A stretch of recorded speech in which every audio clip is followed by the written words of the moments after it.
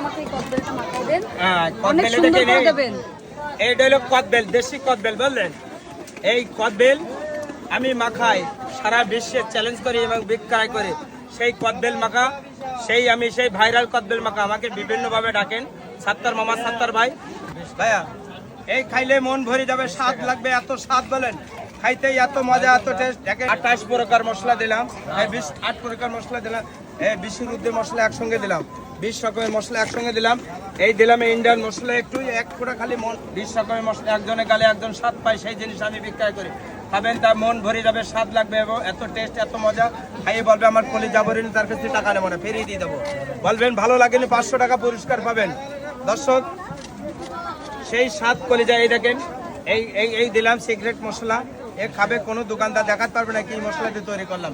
খাবে তার মনটা ভরে যাবে, এত স্বাদ, এত মজা কি করে হয়। খাইলে মনে বলবেন এটা বলতে ভিউ লাগবে না, খালি আপনি সামনে দেশে অনেক সুন্দর, খাইতে মজা কেমন দেখেন, সারা অনেক মজা। ওই কাটি মাটি চাটি খাই ফেলবেন, আমি সেই দোকানদার চ্যালেঞ্জ করলাম, মজা।